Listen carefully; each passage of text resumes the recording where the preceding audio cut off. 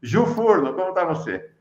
Oi, Mauro. Olá, bom dia. Oi, dia. Laura. Eu sou muito fã da Laura. Quando você disse que a gente dividiria virtualmente um pouquinho esse espaço, fiquei muito emocionada. Mas certamente a Laura não me conhece, eu sou bastante jovem também, mas eu já acompanho ela há muito tempo, já vi em várias atividades. É uma grande jornalista, uma honra. A honra é minha. É muito legal. Nós vamos falar de inflação, vamos falar de petróleo, de Petrobras, mas antes quero aproveitar que as duas estão juntas para trazer uma dimensão econômica dessa questão do sertanejo, Ju Furno, né? Tá Juliane Furno assim, mas todo mundo conhece ela como Ju Furno, né? Inclusive, assim, tem que ir. Dois lugares que vocês não podem deixar de ir, ainda hoje. No Jornalistas Livres no Instagram e no canal da Ju Furno no YouTube. Maravilhoso canal sobre economia também. Porque é uma questão importante que todos esses sertanejos ao qual a Laura estava se referindo, e a Ju estava aqui já na sala de espera, estava ouvindo, Laura, fizeram uma carga enorme junto com o bolsonarismo contra a Lei Rouanet. E agora eles têm assaltado as prefeituras de cidades pobres, e diferente da Lei Rouanet, em que empresas, grandes empresas em geral, patrocinam shows, claro que abatem uma parte dos impostos, mas apenas uma parte, elas têm que botar dinheiro delas. No caso dessa turma, Ju, é assalto direto aos cofres das prefeituras de cidades pobres. É um negócio impressionante, né? Eu acho que o problema é essa hipocrisia, né? É um tiro que saiu pela culatra. Quer dizer, é bradar uma hipocrisia de que alguns artistas se beneficiam de uma certa indústria cultural, associando a uma tentativa, né, de associar com corrupção, com lavagem de dinheiro, que viria através da Lei Rouanet. E olha como essa expressão Lei Rouanet, inclusive, pegou, né, na boca do povo bolsonarista e do senso comum de forma geral, como um processo ali de patrocínio, inclusive pouco transparente de quem seriam os artistas que receberiam ou não, e depois se descobre ou se aventa que o mesmo dinheiro público, porque sim, em grande medida renúncia fiscal, também patrocina uma série de artistas, inclusive com um montante de recursos muito mais vultosos, em forma de contratação direta. Veja, é também dinheiro público ou contratação direta, ou via um edital, né, uma forma mais transparente, inclusive, de benefício, né, e acesso à cultura. E o problema aqui, em grande medida, é a hipocrisia. Claro que pode haver desvio também de recurso público, é importante a investigação. Nesse caso, já se aventa a possibilidade, inclusive, de desvio de recurso na área de saúde e educação, precisa ser investigado, mas acho que nesse caso é a tentativa de jogar politicamente, e a hipocrisia nesse caso, de artistas que também acessam uma fonte de recurso público. É também importante do ponto de vista do incentivo à cultura, esses shows também têm efeitos multiplicadores locais, mas me espanta o volume de recursos que, em geral, poderiam estar também sendo destinados para outras atividades culturais que também têm fortes efeitos multiplicadores, encadeadores no desenvolvimento local, como patrocínio de pequenos artistas, como feiras livres, né, e outros eventos que também geram desenvolvimento local, né, efeitos multiplicadores ali no comércio, nos serviços que desenvolvem a partir desses grandes shows ou atividades culturais. Então, eu acho que é importante aqui, né, ter claro esse jogo político que foi montado, em geral, para desgastar, principalmente artistas que tinham um comprometimento ali com governos democráticos, ou com cultura de forma geral, né? E que agora também são pegos, né, em pagamentos absurdos, né, principalmente levando em consideração a grave concentração de renda e o momento deletério que passa a economia brasileira, também com fundos públicos. Eu acho que também é importante que eles se expliquem, que também sejam colocados aqui em debate com o conjunto da sociedade do que são prioridades nesse momento, né? Se são grandes pagamentos a artistas individuais ou se são outros recursos que, de fato, desenvolvem a cultura e principalmente a cultura popular. Maravilha. Tem uma última questão antes da Laura sair, só registrando aqui, a Dulce Costa diz, aqui em minha cidade o prefeito é Mínio, faz motociatas onde vem gente de toda a Bahia e churrasco e hospedagem é totalmente gratuito. Enquanto isso, o posto de saúde quase não tem remédios e as escolas sem alunos. É isso aí. O Gilberto Cruvinel, Mauro, esse esquema sertanejo, a prefeitura pode envolver rachadona com a campanha do genocídio, não duvido, né? Como a Laura registrou, a empresa do Gustavo Lima, a empresa de shows do Gustavo Lima, tem o nome de 17, o número do Bolsonaro. Não duvido mesmo, né, Laura? Mauro, só queria falar uma coisa sobre a Lei Rouanet, que eu acho que essa questão que a Ju colocou é muito importante, mas acho também importante ressaltar que ela falou da concentração, né, de dinheiro na mão de um cara, né, ou de um esquema. A Lei Rouanet, segundo eles revisaram o teto do cachê artístico da Lei Rouanet. Sabe quanto que é hoje o teto do cachê artístico da Lei Rouanet? Essa que esses sertanejos denunciam o tempo inteiro? R$3.000. R$3.000. Então, para ele, Gustavo Lima, 1.200.000 é o preço justo. Enquanto que o artista ali, qualquer um, hoje tem um teto de R$3.000. E antes dessa revisão, o teto do cachê artístico era R$45.000. Ou seja, nada minimamente comparável ao que esse cara aí garfou da prefeitura. E por conta dessa coisa da Lei Rouanet ser muito menorzinha, em termos de proporções, ela atende muito mais pessoas. Então, esse show do Gustavo Lima atenderia 4.000 projetos pela Lei Rouanet. Então, você vê o tamanho da desgraça, entendeu? Quer dizer, 4.000 projetos, que não envolveriam apenas uma pessoa ou duas, mas projetos culturais, projetos de feiras, projeto de exposições, qualquer coisa. 4.000 pessoas, 4.000 projetos envolvendo, sei lá, 12.000 pessoas, pelo menos, poderiam estar sendo contemplados, enquanto eles gastaram tudo isso com um show de um gaiato que pega e presenteia o Bolsonaro com uma picanha de R$1.200 o quilo. Isso me enlouquece, cara. Imagino. Enlouquece todos nós. O João Willis ontem falou aqui, ó, debaixo dessa capa do discurso ideológico, da moralidade e tudo, essa turma toda, militares, sertanejos, turma do bolsonarismo, eles são todos ladrões. São ladrões. Exatamente. Ladrões. Estão aqui para assaltar o Brasil. Para encerrar, então, Laura, e aí eu sigo com a Ju Furno. Vocês viram que o Bolsonaro não quer renovar a concessão da Globo? Comentem, por favor. Ele usou isso até como peça de campanha aí para unificar a extrema-direita ao longo do mandato. Acho que nem vai dar tempo, né? Acho que a renovação não é nesse mandato dele, né? Pois é. Bom, gente, eu queria dizer tchau para vocês. Vou continuar acompanhando aqui e, olha, uma honra. Mauro, pode me convidar outras vezes que tô facinha. Convidadíssima, desde já, convidadíssima. Todo mundo adorou a tua presença aqui. Um beijão, Laura. Ju, querida, tchau. Tchau, Mauro. Legal. Grande Laura, grande figura. Juliane Furno, minha economista, minha professora de economia. A gente tem uma pauta hoje para conversar sobre um tema que assumiu uma centralidade absoluta na vida do país. Na verdade, sempre foi central, né? Mas a gente não dava conta.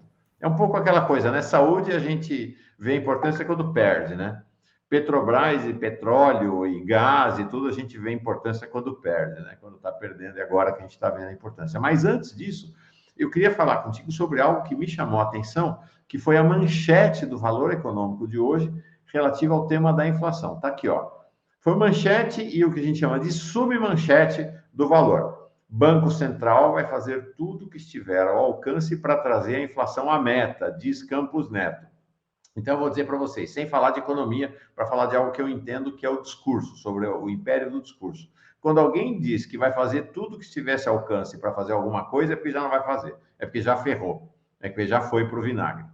Tá? Primeiro. Segundo, aqui, dois dos principais economistas tucanos, o Pedro Malan, que foi ministro da Fazenda do Fernando Henrique, e o Armínio Fraga, que é uma figura central na formulação da economia tucana, o Malan dizendo, é muito difícil quando o Banco Central faz uma coisa para controlar a inflação e o governo vai na direção contrária. E o Armínio, ideia de juros de um dígito, ficou para trás no curto prazo. Significativo esse rompimento cada vez maior dos economistas tucanos com o governo Bolsonaro.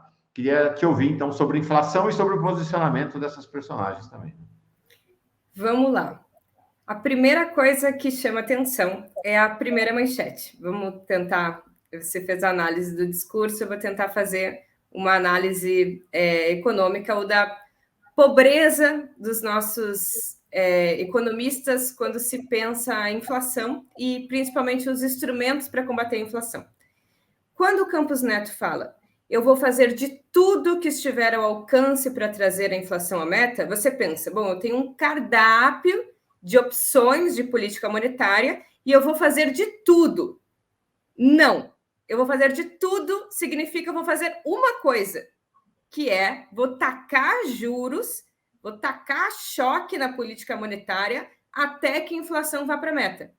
Porque, veja, desde que o Fernando Henrique assumiu a presidência da República e a gente adentrou numa era de consolidação do neoliberalismo de primeira onda, né, um neoliberalismo que se assentou na abertura comercial, financeira, na instalação de um arcabouço de política macroeconômica perfeitamente assentado ao neoliberalismo, que a gente chama de tripé macroeconômico, né, uma política econômica que estreitou as margens de atuação do Estado e garantiu que os principais elementos para conduzir uma política econômica saudáveis seria garantir superávit fiscal, ou seja, que o Estado deveria se comprometer a cada ano base gastar menos do que ele arrecada, então fazer superávit, fazer economia, a manter a inflação dentro de certas bandas de variação da inflação, dentro de um teto e no máximo dentro de uma meta e no máximo de um teto, e por fim, a última perna desse tripé seria que a taxa de câmbio no Brasil não seria mais controlada, mas ela seria flutuante. Quem determina a taxa de câmbio é o livre mercado. E no máximo o Banco Central poderia fazer alterações ou intervenções pontuais. Bom, para garantir esse tripé macroeconômico, não foi estipulado só metas, meta de superávit fiscal, meta de inflação e câmbio flutuante, mas também instrumentos para garantir que essas metas fossem realizadas. Para garantir a meta de inflação, foi lá descrito que o instrumento chama-se taxa de juros. Olha que pobreza intelectual. Veja, a inflação, especialmente num país subdesenvolvido, como é o Brasil, que tem, portanto, problemas estruturais do lado da oferta. O Brasil é um país de industrialização tardia e de desindustrialização precoce. Portanto, ele oferta menos mercadorias, principalmente mercadorias manufaturadas no mercado interno, do que os países de industrialização consolidada. Então, ele tem uma restrição de oferta. Uma restrição de oferta não só na produção de mercadorias, mas também nos bens de capital, na infraestrutura, nos insumos. Mais do que isso, o Brasil, como uma economia subdesenvolvida, ele tem problemas de estrangulamento externo.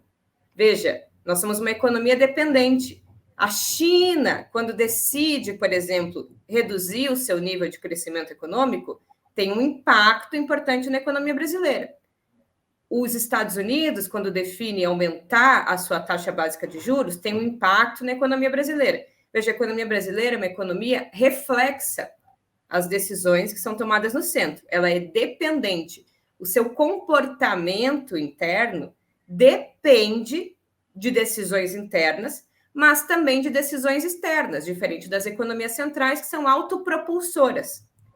Então, a nossa inflação, em grande medida, está condicionada a esses estrangulamentos externos.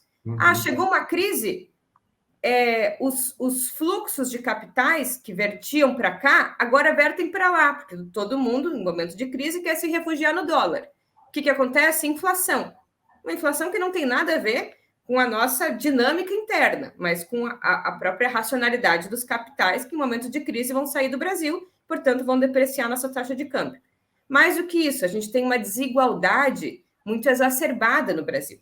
E a inflação é também, embora os economistas não gostem de falar sobre isso, um fenômeno próprio da luta de classes, do conflito distributivo na sociedade.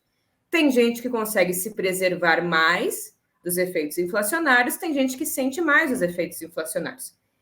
Quando há um processo de acentuado conflito distributivo na sociedade, que os trabalhadores conseguem galgar melhores reposições salariais, há uma inflação, por um motivo bom, que é o motivo dos salários estarem subindo. Nesse caso, a inflação não é um problema, se os salários crescem de forma mais elevada do que cresce o preço das mercadorias. Porque quando a gente vê o índice de inflação, a gente só consegue mensurar o preço das mercadorias e dos serviços, mas a inflação não nos mostra o aumento das rendas, renda do salário e renda do capital. Então, o índice de inflação não mostra quem está ganhando e quem está perdendo. Às vezes são os trabalhadores que estão ganhando. Em geral, eles estão perdendo. Mas mesmo quando os trabalhadores estão ganhando, o receituário é o mesmo. E veja, dependendo da concentração do mercado, que no Brasil é bastante oligopolizado, na verdade o capitalismo é um sistema que tende à concentração e centralização de capital, mas em especial nas economias subdesenvolvidas, que são fortemente oligopolizadas, as empresas elas têm um poder de markup. Ou seja, as grandes empresas de oligopólio, elas não precificam as suas mercadorias como se elas estivessem vendendo um produto na feira do bairro, capinha de celular na feira do bairro, né, que é um preço de livre mercado, de livre concorrência. Elas formam o seu preço levando em consideração o poder de marcação que elas têm. Então, elas formam o seu preço adicionando uma taxa de lucro mais elevada que o custo de produção. Ou seja, a inflação é um fenômeno, disse tudo isso para dizer em síntese, é um fenômeno muito complexo. Tem muitas origens e tem muitas particularidades no que tange a quem ganha e quem perde. Depende do tipo de inflação. Se a inflação está nos serviços, se a inflação está nas mercadorias, que classes de renda consomem proporcionalmente mais serviços e mais mercadorias, quem ganha e quem perde. Mas o Banco Central, neste modelo do tripé macroeconômico, fecha os olhos para qualquer tipo de inflação e só usa um instrumento, que chama taxa de juros. Então, quando vocês lerem essa matéria, vou fazer tudo que estiver ao meu alcance, só existe um instrumento, que é a taxa de juros. E quando vocês lerem essa matéria, saibam que o Campos Neto está dizendo: eu vou apertar a taxa de juros até que magicamente a inflação volte para a meta. Acontece que a inflação no Brasil, a inflação que a gente está vivendo hoje, não é uma inflação de demanda. O que significaria uma inflação de demanda? Os trabalhadores, não sei se vocês que estão aí no chat assistiam Big Brother, mas lá no Big Brother, uma vez o Gil do Vigor estava conversando com a Juliette e ele falou que entrou na faculdade de economia e ele queria resolver o problema da vida dos mais pobres. E ele pensava assim, por que o Banco Central, então, não sai imprimindo dinheiro, né? A gente sempre pensa nisso. Se o Banco Central tem a máquina de imprimir dinheiro, por que não imprime dinheiro e dá dinheiro para todo mundo? Aí o Gil fala assim, daí eu entendi que se há um período na economia que está todo mundo empregado e todo mundo consumindo, causa um problema justamente para quem está empregado e quem está consumindo, que é a inflação. Porque daí está todo mundo empregado e consumindo, só que o preço das coisas que as pessoas estão empregadas e consumindo vão crescer a um nível tão elevado que, no fim das contas, vai se equilibrar. Então, os preços vão ficar tão altos quanto anteriormente as pessoas vão consumir proporcionalmente a mesma coisa que elas consumiam antes. Isso chama curva de Phillips. Quer dizer, quanto mais aumenta o emprego, mais aumenta a inflação. Veja, essa é uma das causas da inflação, que é quando uma sociedade, uma economia opera no pleno emprego, ou seja, todos os trabalhadores estão empregados, todas as máquinas estão empregadas e os salários estão crescendo acima do que aquela economia é capaz de produzir. E aí geram uma pressão inflacionária. Mesmo assim, a gente poderia relativizar, porque um pouquinho de inflação de demanda é também bom. Porque se tem um pouquinho de inflação de demanda, então vai sinalizar para os empresários que naquele setor tem uma taxa de lucro mais elevada, então vai ser um estímulo para eles investirem e no curto prazo pode ser que aquilo se equilibre. Mas esse é só um motivo. E, em geral, no Brasil, não é esse o motivo da inflação, porque, em geral, nunca tem pleno emprego no Brasil e as pessoas nunca estão consumindo suficientemente. A gente tem carências estruturais. Então, quando há este tipo de inflação, o Banco Central ele aumenta a taxa básica de juros. O que isso sinaliza para a sociedade? Que as pessoas vão consumir menos, porque o custo do crédito vai ficar mais elevado, e o desemprego vai começar a subir, porque se a taxa de juros aumenta na economia, então os empresários eles têm menos estímulos para produzir, né, para empreender investimentos produtivos, e, portanto, eles não vão empregar mais gente, e as pessoas não vão consumir mais, e o desemprego tende a aumentar um pouco, derrubando a inflação. O momento atual é esse. Há pleno emprego na sociedade? Todas as pessoas estão empregadas? Todas as máquinas estão empregadas? As pessoas estão consumindo mais que a estrutura de oferta? Não. Então, se não é este o problema, se não é a elevada demanda, não se combate essa inflação com taxa de juros. Essa inflação tem condicionantes que estão muito mais ligados à estrutura de oferta. Por que as coisas estão caras? Por que, por exemplo, a cerveja está cara? É porque muita gente resolveu beber cerveja, Mauro? A gente está bebendo cerveja doidado? Não necessariamente. Pode ser que sim, mas não necessariamente. É porque o custo de produzir cerveja se elevou. Porque a cerveja ela é produzida com cereais que são importados. Então, se a taxa de câmbio está descompensada, se o real está muito desvalorizado em relação ao dólar, o custo de importar esses cereais vai pesar no preço final da mercadoria, ela vai subir para o consumidor final. A cerveja ficou no refrigerador. Se a conta de luz subiu, aquele boteco que fornece a cerveja vai incorporar o preço mais elevado do insumo energia no preço final. A cerveja foi transportada de caminhão. O diesel mais caro vai ser um componente que vai pesar na inflação final. Mas o Banco Central vai lá e taca juros na economia brasileira. Ele não só não resolve o problema da inflação, porque, veja, a gente está numa trajetória de aumento sistemático da taxa básica de juros desde março de 2021, não resolve o problema da inflação, porque a inflação vem acompanhando também com sucessivos aumentos desde lá, mas ele agrava outro problema, que é o problema do crescimento econômico. Desde que o Banco Central passou a adotar o receituário de aumento sistemático na taxa de juros, o crescimento econômico tem sido comprometido. As taxas de crescimento têm sido mais baixas e o emprego não consegue soerguer. Então, é um problema muito grave. Aí, agora que está todo mundo vendo que o barco está desandando, começam a vir esses economistas, Pedro Malan, Armínio Fraga, que estão vendo que o barco do Bolsonaro está um pouco afundando e vendo que provavelmente o Lula vai ser eleito, e eles começam a fazer a pressão que lhes cabe, que é o seguinte, é dizer que, então, a inflação não volta para o lugar, porque há aqui está descompensado, né? Ó, como o Malan diz, é muito difícil quando o Banco Central faz uma coisa que na avaliação dele está certo, o Banco Central tem que dar choque de juros, mas o governo faz outra. O que eles estão criticando no Bolsonaro aqui? É falta de liberalismo. Eles não estão aqui fazendo a crítica à esquerda que a gente faz ao Bolsonaro. Eles estão criticando o Bolsonaro por dar um pouco de estímulo fiscal que o Bolsonaro dá na economia. Ah, Bolsonaro liberou o FGTS, Bolsonaro fez o Auxílio Brasil. O que eles estão dizendo? O Banco Central está fazendo o seu dever de casa, que é dar choque de juros, e o Bolsonaro está descompensando o lado fiscal da economia, portanto, colocando mais dinheiro em circulação, portanto, neutralizando o efeito do enxugamento de demanda da sociedade brasileira. Qual é o sinal que eles estão dando? Lula, você provavelmente vai ser eleito, mas lembre, você não pode atrapalhar o Banco Central, que agora é independente, que está fazendo a sua lição. Então, é constrangimentos que esses economistas vão fazendo para que um futuro governo Lula seja mantido dentro de um escopo muito estreito em termos de política econômica. Eles estão, na minha avaliação, né, posso estar muito errado, mas eles estão dizendo que Lula pode ser eleito, pode fazer umas políticas sociais, pode fazer uma política externa mais legal, pode não falar umas besteiras, pode ser mais ligado a direitos humanos, pode ser um cara mais, né, pró-vacina, pró-ciência, mas não mexa na economia. Lula não mexa na economia.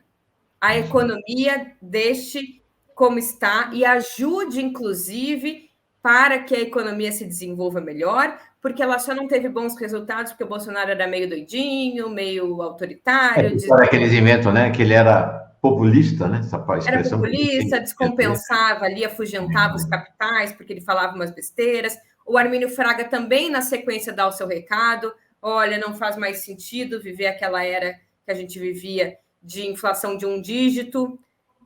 Essas notícias não estão aí à toa. E o Valor Econômico, que é o jornal da burguesia, né, comprometido com o liberalismo, ele vai cotidianamente, já que ele não pode explicitamente fazer política eleitoral, ele vai colocar os seus economistas para cotidianamente fazer matérias constrangendo qualquer alternativa eleitoral progressista que venha assumir a presidência da República no próximo mandato a não mexer naquilo que vinha muito bem, obrigado. Então, é muito provável que agora eles passem, sim, a também responsabilizar o Bolsonaro, mas responsabilizar o Bolsonaro por falta de liberalismo.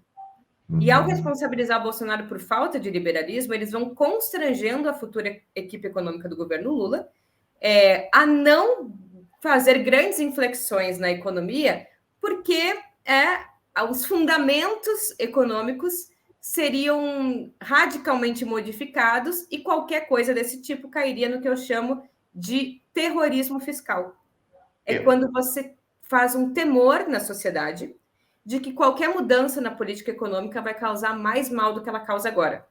Mexer no teto de gastos, meu Deus, vai prejudicar ainda mais a vida dos mais pobres. Fazer qualquer tipo de mudança no câmbio vai prejudicar ainda mais a vida dos mais pobres, porque vai gerar mais inflação.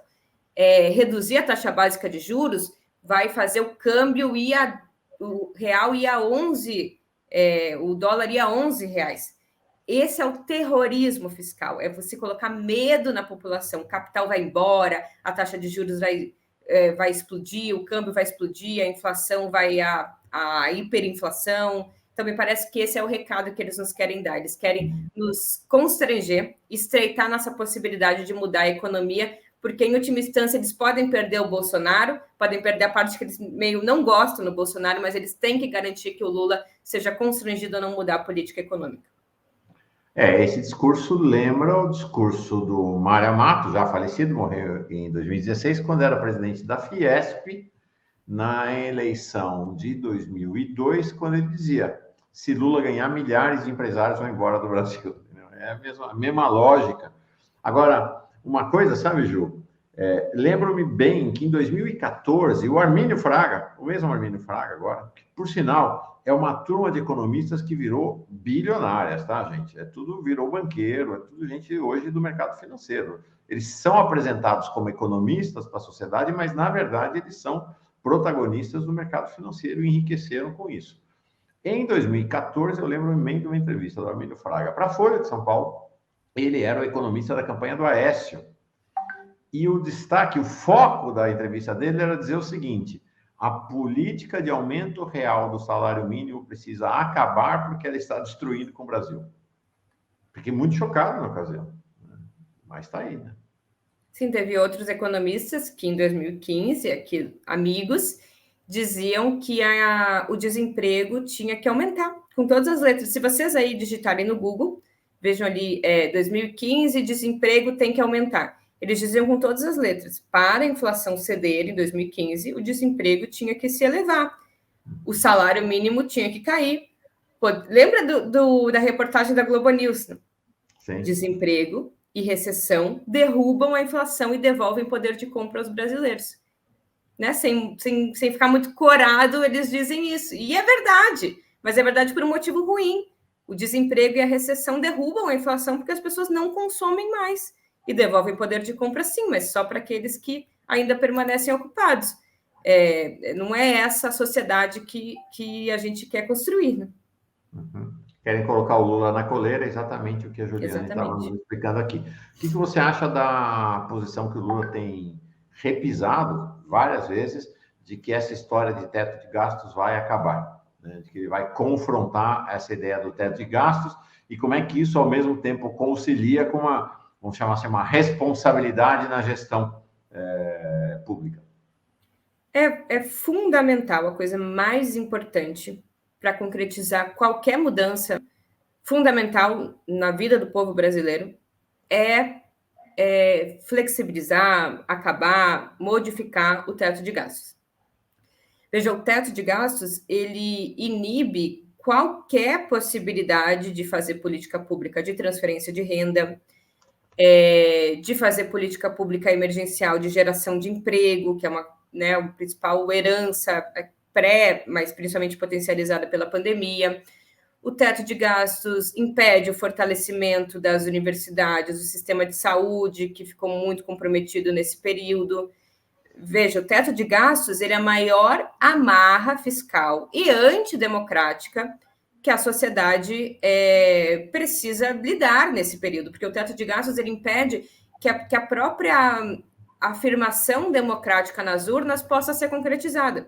Veja, o programa do Lula ele vai ser um programa que vai comportar vários anseios de mudanças de curto, médio e longo prazo, inclusive de reestruturação completa da estrutura produtiva brasileira. Nada é possível fazer se o Estado não retomar sua função empresarial, indutora, planejadora do crescimento econômico. E, para isso, é necessário romper o teto de gastos. Veja, para isso precisa correlação de forças, né? Tem gente, às vezes, que brada um pouco um certo idealismo, até amparado no marxismo, que não tem nada de marxismo e dialética, que é como se fosse uma questão da vontade. Porque o Lula não teve vontade, porque o Lula não fez isso, o Lula não fez aquilo. Veja, é necessário correlação de forças, sustentação política, porque aqui envolve o Congresso Nacional e envolve enfrentar interesses fundamentais, porque, veja, o teto de gastos ele está ligado também a interesses, ouso aqui dizer, vinculados à própria crise do capitalismo, em grande medida, do próprio imperialismo, que estão ligados à sobreacumulação de capital no centro, que precisa desaguar em fontes extraordinárias de geração de lucro. Quais são essas fontes extraordinárias? Serviços que até hoje não estão na órbita da mercantilização. O que é isso? Saúde, educação, seguridade social. Veja, a privatização desses setores é um lugar de geração de lucro extraordinário para o capital privado e, sobretudo, o capital privado estrangeiro, que não encontra precedente em nenhum outro lugar do globo. Imagina hoje o que seria o sistema financeiro coordenar e administrar as contas da Previdência de 200 milhões de brasileiros, que hoje o INSS coordena, gere e que não nos cobra nada. Imagina cada uma taxinha de administração por mês. Ou cada vez que o Estado garante um serviço público fundamental no SUS, é menos um plano de saúde privado que é vendido. Ou cada vez que existe uma escola pública, é menos uma mensalidade que é cobrada numa escola privada. Então, é necessário privatizar esse setor. Essas seriam as reformas de segunda onda do neoliberalismo. Para isso, subfinanciamento é fundamental. Então, o teto de gastos, ele subfinancia ao ponto que esses serviços perdem, inclusive, legitimidade no setor público, na sociedade como um todo, de tão asfixiado que eles são pela falta de planejamento e financiamento de longo prazo. Não à toa que hoje, até para pobre, existe esse tipo de acesso a serviço barato, que são os doutor consulta. Aqui em São Paulo está cheio. Então, há um enfrentamento aqui de interesses fundamentais do capital privado e estrangeiro, mas é necessário derrubar o teto. Me parece que o Lula vai adotar uma política de decreto de estado de calamidade pública. Isso é um dispositivo da Constituição e da Lei de Diretrizes Orçamentárias que você não precisa cumprir as regras fiscais. E há precedente para isso, porque o Brasil vive um estado de calamidade pública, né? Com a segurança alimentar de mais de 100 mil pessoas no Brasil, com desemprego que não cede, está mais de 2 dígitos, né? Com a pobreza atingindo níveis exorbitantes. E enquanto se decreta o estado de calamidade pública e se cessam as regras fiscais, não só o teto, mas agora também a PEC emergencial, regra de ouro, lei de responsabilidade fiscal, se caminha para a construção de uma nova regra fiscal que tenha não só limite de gasto, mas também que tenha um horizonte, né? Uma meta de gasto. Veja, a gente só tem limite para gasto, mas a gente não tem meta de gasto. E a gente não conseguiu, no teto, justamente pela intencionalidade do teto, vincular o teto a outras variáveis que não seja inflação. Veja, a inflação não é um indicador macroeconômico significativo. por exemplo, e se o PIB cresce? E se a arrecadação cresce? Pelo teto de gastos, esses serviços não podem ser recompostos. E se a população cresce? Em 2036, a população brasileira vai ser 10% maior do que é hoje. E os gastos com saúde e educação vão ser 2,8% do PIB, pelo estudo que a gente fez na Unicamp. Então, veja, a população cresce, pode ser que o PIB cresça e o piso vai ser deslizante, inclusive, né? Porque ele é congelado em termos nominais, mas ele decresce em termos per capita. Então, é necessário fazer esse tipo de ajuste de forma emergencial, se a gente quer que os direitos sociais, de forma geral, caibam no orçamento, que não seja o contrário, né? Porque não existe essa ideia de que o Estado não tem dinheiro. Existem regras políticas administrativas, mas o Estado Nacional, diferente dos estados da federação, diferente das famílias e das empresas, ele tem instrumentos macroeconômicos, principalmente via endividamento público, emissão monetária, manejo da taxa de câmbio, que o permite fazer uma política, né, que amplie o volume de gastos, e isso não é irresponsabilidade fiscal, Mauro. Neste período, as contas públicas vão ficar mais desequilibradas, mas é o desequilíbrio das contas públicas no curto prazo, garantindo que os gastos sejam naqueles setores que têm maiores efeitos multiplicadores, principalmente transferências diretas e gastos com saúde, educação, que garante que, no médio e longo prazo, se retome a capacidade de arrecadação do Estado via crescimento econômico. Então, não se faz ajuste fiscal quando não há crescimento econômico, porque isso significa corte de gastos, e quando se corta gastos, se corta numa velocidade ainda maior a arrecadação. O Estado passa a fazer economia só quando a economia volta à sua normalidade, que aí sim, estados e famílias passam a gastar num nível normal, e assim o Estado pode fazer superávit fiscal e ir abatendo o endividamento que ele fez no período anterior. Então, o ajuste fiscal ou a economia do Estado precisa ser feito em momentos de crescimento econômico. Nesses momentos, o Estado precisa gastar, sim, desequilibrar as contas públicas, o Estado pode fazer isso, estados não quebram quando endividados na própria moeda, e garantir o caráter anticíclico do ciclo econômico, e só no longo prazo, quando a economia voltar à normalidade, que o Estado pode fazer economia. Portanto, Lula vai abrir seu governo debaixo de uma verdadeira emergência nacional, por conta da destruição que eles fizeram com o país desde 2016, né? O país, de fato, está destruído, né? Vamos recolher os cacos aí. O perfil Pobrecast, do Pobre de Esquerda, pergunta sobre a questão da reversão da independência do Banco Central. Aí aproveito e já encaixo o seguinte: dá para reverter a independência do Banco Central, dá para reverter a privatização da Eletrobras, dá para reverter a privatização das refinarias. Como é que o governo Lula pode se haver, e o Brasil e o povo brasileiro, com todo esse processo aí dos últimos anos? É muito difícil falar o que dá e o que não dá. É mais fácil falar o que eu gostaria e o que eu acho que pode ser que aconteça. Veja, o Rafael Correa, que foi presidente do Equador, ele é um economista que eu admiro. Essa pirralha foi longe, mas acho que foi um elogio para você, viu, aqui do Ivo Zimmermann. Essa pirralha vai sim. longe. Eu sou uma pirralha, né? Quantos anos você tem, Ju? Quantos anos eu tenho, vou fazer 33. Nossa Senhora, vai longe mesmo. Você estava falando do Rafael Correa, o que ele fez? Isso, lá, né? O Rafael Correa, ele foi muito criticado, porque o Rafael Correa, um cara da esquerda popular, assumiu a presidência da República no Equador, e ele não reverteu a dolarização da economia equatoriana, que era uma camisa de força para fazer diversas políticas, sobretudo a política fiscal e cambial, monetária. E aí, né, perguntavam para ele, mas Rafael Correa, você não reverteu a dolarização. E ele falou uma frase que até hoje me impacta muito. Ele disse: se é difícil fazer coisas, é mais difícil ainda desfazer coisas. E aí eu carrego um pouco essa mensagem. É muito difícil fazer coisas, e é mais difícil ainda desfazer coisas. Imagina o que é desfazer a autonomia do Banco Central. É importante, muito importante.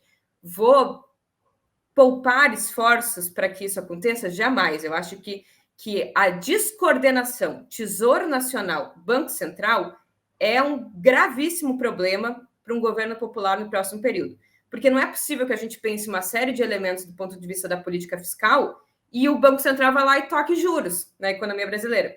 E aí a gente tenta fazer política pelo lado da demanda e tem restrição de oferta no campo monetário. É uma decisão da vontade? É uma decisão da canetada? Não sei, né? E eu digo isso porque em vários momentos a gente cobra da equipe econômica e cobra do governo coisas como se elas dependessem da disposição, da vontade, do mais ou menos compromisso com os trabalhadores, com a esquerda. A gente não sabe, eu não sei, o que é governar e o que é a pressão no cangote de uma direita, de um mercado financeiro e da força do imperialismo, que é muito menos complacente com a gente da esquerda do que é com o governo Bolsonaro. Veja, a sombra do golpe, de golpes de qualquer tipo de natureza, nos assola de uma forma tenebrosa, o que não assola governos de outra natureza. Então, eu acho que precisa correlação de forças. Eu digo isso, a esquerda popular precisa estar muito organizada e, num primeiro momento, para dar, sim, sustentação política ao governo Lula. Nós vamos precisar, porque ele vai ser disputado pela direita. Vai ser disputado pelos militares. O Bolsonaro pode ser derrotado, mas o bolsonarismo não vai ser derrotado. Então, eu acho que é uma questão fundamental, mas eu desconheço os meandros e me parece que nós vamos ter que eleger prioridades. Eletrobras é possível, talvez seja mais possível, porque é um processo cheio de problemas administrativos e jurídicos. Eu acho que envolve uma insegurança jurídica muito grande. As refinarias, o caso da Petrobras, o que envolve as subsidiárias, é possível a recompra de ações, mas a recompra de ações também envolve dinheiro do Tesouro Nacional, e aí nós vamos ter que pensar também, né, às vezes, por que não recompra todas as ações? Bom, isso é dinheiro público, a sociedade também tem que escolher de certa forma. Agora, o que nós vamos ter problema mesmo, eu acho que o meu tempo deve estar acabando, é com a política de preços da Petrobras. Porque anteriormente, o que eu sempre digo é que toda política de preços, ela é uma opção política. Não existe a política de preços correta, a do mercado, e a política de preços que os estados fazem, né, as políticas intervencionistas. Toda a política de preços é uma decisão. Não existe a política de preços correta. Até porque nenhum país que é produtor, refina e distribui petróleo no mercado nacional, adota o PPI. Então, não é que todo mundo adota o PPI, o Bolsonaro também, e anteriormente a gente fazia uma política de preços administrada com forte viés ideológico e político. Toda a política de preços é uma decisão do Conselho de Administração, que é, em última instância, uma decisão do Estado, que é o seu acionista majoritário, acionista controlador. Agora, não é bem assim.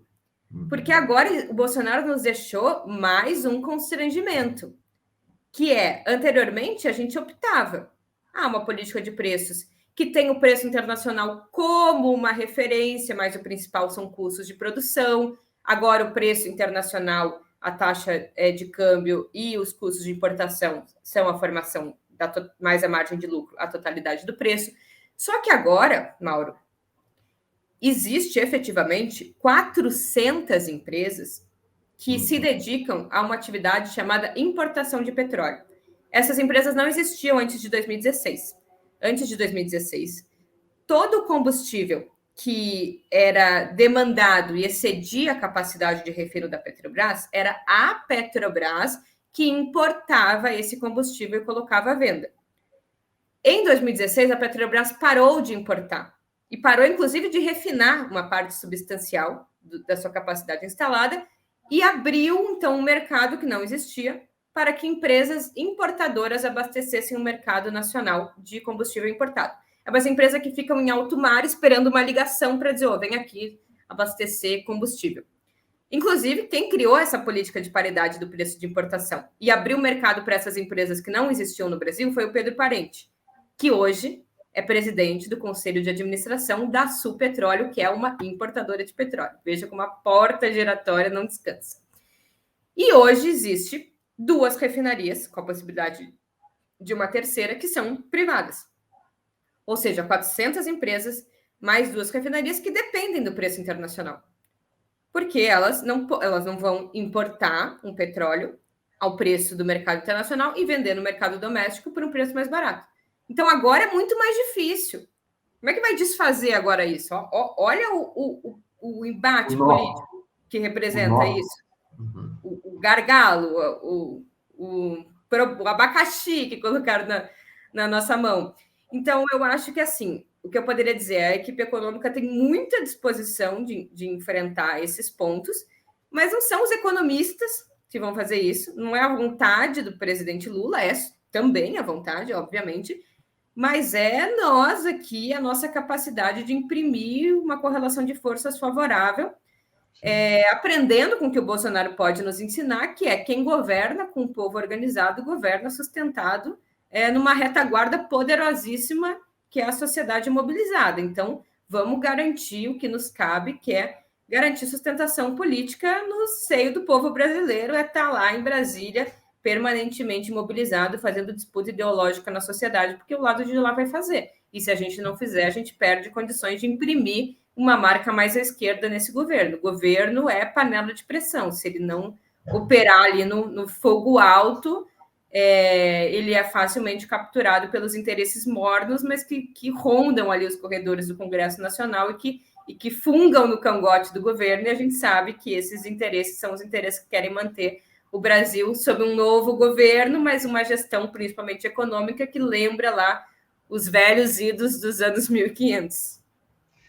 Importante trazer essa dimensão da economia política, como a Ju está trazendo para nós, não é uma questão técnica, é uma questão política. Então, porque assim, são 400 empresas importadoras de diesel. Você imagina se essas qual é a posição política dos donos dessas 400 empresas de diesel que não existiam, que não faturavam, que não ficaram milionários, ou eram milionários com outras atividades, ficaram milionários depois do golpe. Tem os donos das refinarias que foram privatizadas. Tem mais 5 mil, 6 mil, 10 mil milionários acionistas da Petrobras que estão ganhando dinheiro como nunca ganharam na vida. Tem mais os executivos e proprietários e acionistas dos bancos que ganham dinheiro com tudo isso. Então, vamos dizer, nós estamos falando aí 10, 20 mil pessoas que controlam metade do Congresso Nacional. Você tem 20, essas pessoas mandam, essas pessoas compraram metade do Congresso Nacional para elas. Então, para ter uma ideia de que a guerra é muito menos técnica e, de fato, muito mais política. Não é? Então, você tem 200 milhões de habitantes contra 20 mil pessoas, mas que mandam no Congresso Nacional e mandam no dinheiro do país. Complexo, uma equação realmente complexa. Sem mobilização popular, não vai rolar. Ju, vou trazer a Vilma Reis, só para fazer uma passagem e falei da Vilma Reis, você já sabe. Ela é maravilhosa. Já maravilhosa, né? Porque eu queria fazer uma passagem dessa questão do petróleo para a Bahia de Vilma Reis, que é para falar do seguinte. Vilma Reis, vem cá, tudo bem? Eu estou aqui vibrando. Salve, Juliane. Bom dia. Bom dia. Que aula, né? Laura e Juliane. A mulherada Paulo Pimenta não veio, a mulherada tomou o poder Tomou conta. Tomaram o poder no Brasil agora. Muito legal. Que bom, né, Ju? Essa é outra, né, Juliane? Nossa alegria e admiração, né, pela presença da Vilma aqui. Muita. Eu queria fazer a passagem de vocês duas, a Juliane está nos deixando, você entrando, Vilma, para falar ainda de economia. A Vilma Reis fala do Estado brasileiro, a Bahia, que depois da privatização da histórica refinaria Landulfo Alves, para um grupo multinacional, o grupo Mundaraba, não sei o nome lá do grupo, eles em 5 meses, gente, 5 meses, teve alta de 58% o preço do diesel após a privatização. A Bahia hoje tem um diesel e a gasolina talvez as mais caras do Brasil por conta única e exclusivamente da privatização da refinaria, né, Ju? Exato. E eles nos contavam a história ao contrário, né? Que se privatizassem, os preços caíam, porque eles diziam que a privatização é importante para garantir maior concorrência. E é por causa da concorrência que os preços tendem a cair, porque quando tem concorrência, opera um mecanismo que chama soberania do consumidor, né? Você pode escolher comprar de um ou comprar de outro, e você compra do mais barato e força todo mundo a baixar os seus preços. Acontece que o que eles não contaram é que no mercado de petróleo e gás não tem concorrência, porque as refinarias, inclusive, elas foram feitas por um sistema de distribuição regional no Brasil. Então, a refinaria Landulfo Alves, ela abastece região, né? É a Bahia, o norte de Minas, é uma região do Brasil. Então, você não vai poder pegar o seu carro e dizer, não quero abastecer nesse posto que recebe gasolina da refinaria privatizada, eu quero abastecer da refinaria da Petrobras. Sim, você vai andar 600 quilômetros para abastecer o seu carro.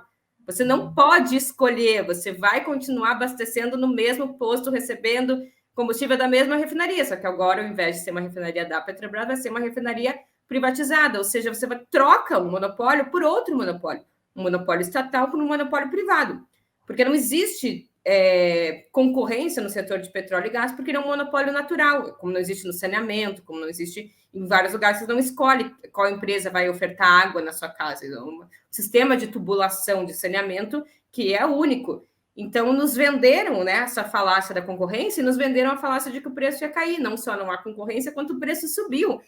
Talvez é um tapa na nossa cara, né? Eles não precisaram nem de muito tempo para cair por terra o seu argumento e agora estão vendendo no Ceará e vão vender em Minas Gerais. E é impressionante que eles não ficam nem em vermelho de continuar mentindo.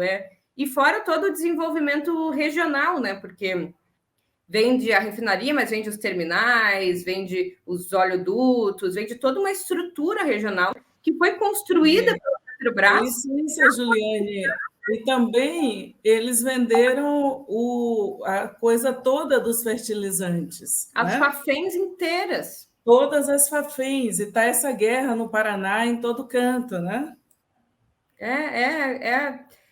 Muito triste, gente, porque a Petrobras é um símbolo de uma empresa que foi criada assim num período que não era o período das empresas estatais e nunca dependeu do Tesouro Nacional.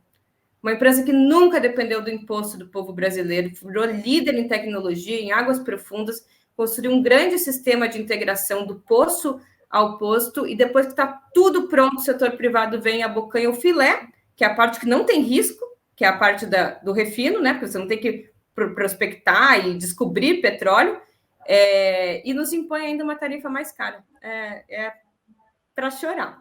É para chorar. Isso tem nome, sabe, gente? Luta de classes. É isso. É isso aí. Ju, muito obrigado pela tua presença, maravilhosa. Daqui a um tempinho ela volta. A gente vou ajustando a possibilidade de agenda da Juliane bem complexa, ela está lá no doutorado dela, tem outras atividades, mas quero, antes de você sair, dizer o seguinte: puxa, será que dá para sonhar? Sou um menino de 62 anos, mas será que dá para sonhar com a Juliane Furno ocupando um alto posto no Ministério da Economia ou da Fazenda, não sei qual nome será, e Vilma Reis como líder do governo Lula na Câmara? Acho que dá. Mulheres no centro, para decidir. É isso aí. Eu não sei se eu tenho muito perfil, não, mas talvez assim, uma secretária de alguém, sim, é porque eu sou muito sincera, eu acho que eu não tenho perfil para o decoro que envolve um alto posto, mas vamos lá, eu quero fazer o que me cabe para ajudar o país, se precisar, estamos aí. Um beijo grande para vocês, bom dia. Legal. E até a próxima. Obrigado mesmo, tchau. Até a próxima vez. Tchau.